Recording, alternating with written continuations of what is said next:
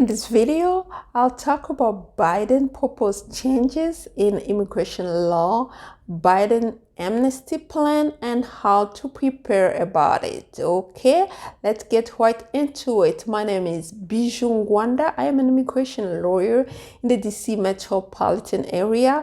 If you're new to my channel, please subscribe. If you're not new, welcome back. The first 100 days, Biden in power, what exactly is to be expected based on his immigration agenda. Number one, Biden is expected to repeal Trump executive order that bar most nationals from certain countries from visiting the U.S. Remember back in April of 2020 and later on in June of 2020, the Trump administration issued some proclamations banning people from different parts of the world and certain non-immigrant people who actually were supposed to get into the U.S., they were banned from entering the U.S. And that ban is set to expire on December 31st of this year. So coming next year, what exactly is going to happen once Biden gets into power? He is going to reverse that ban. Basically, he's going to actually put an end at that executive order to allow people to actually enter into the U.S. That's number one. That's actually what we're expecting him to do based on his immigration agenda. Number two, DACA. We know the standing on DACA with the U.S. Supreme Court. Basically, when people have challenged Trump on actually not going forward in banning, like completely getting rid of it, they actually were able to stop that. But remember, DACA doesn't get new applicant, meaning what? Meaning like new people who are qualified under DACA, they can apply, because even though the Supreme Court has put stop Trump of getting rid of it, but new applications are not being filed. So what's going to happen under Biden? Biden is going to start, under his administration, of course, they are going to start accepting new applications, which is good for DACA recipients. Okay, that's very good news. As far as number three, refugee program.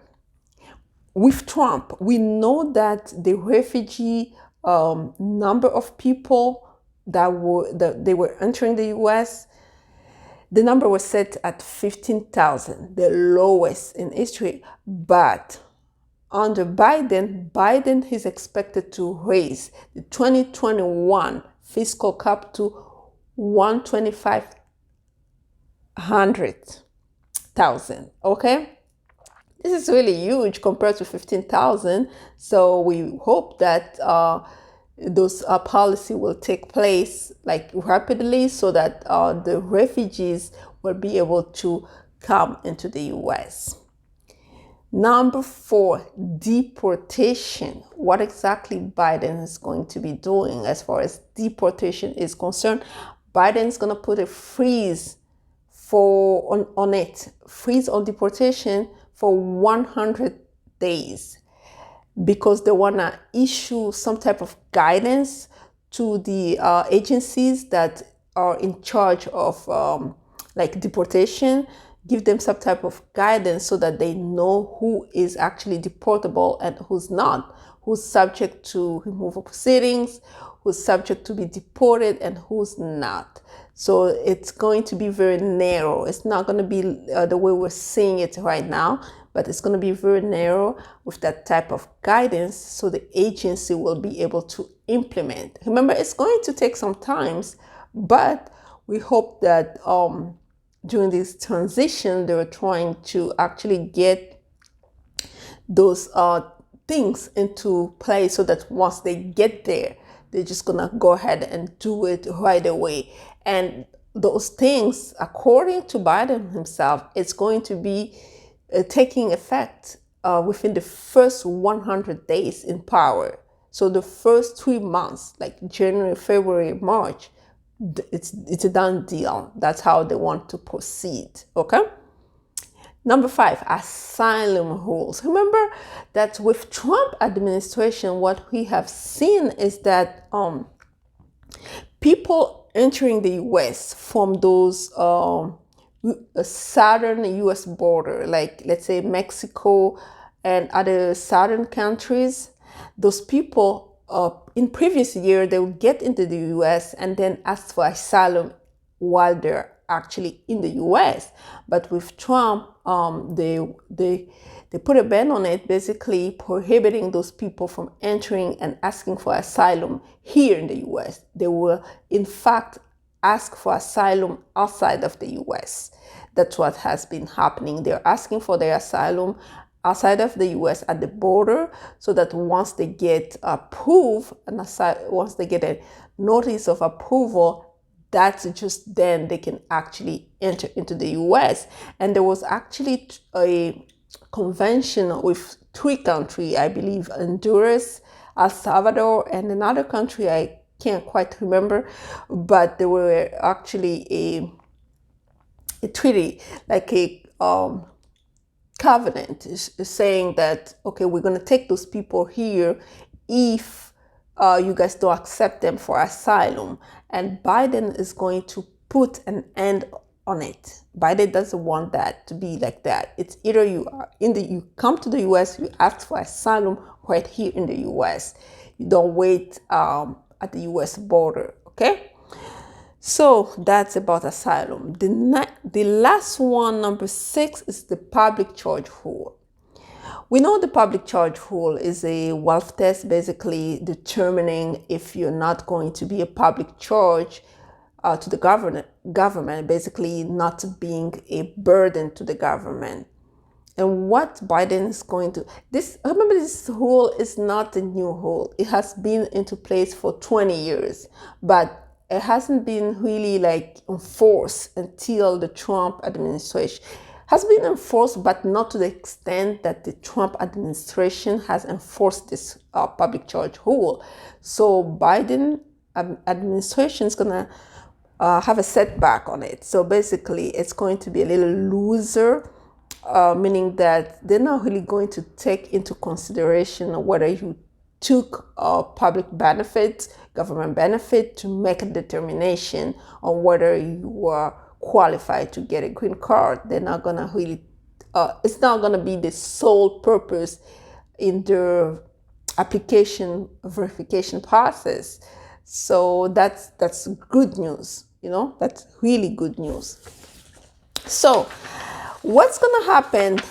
Okay, let's say the 100 days are there, those policies are taking effect, people are getting the paperwork being processed as quickly as possible. What can you do to be prepared for that amnesty? What you have to do is prepare your document. You know what?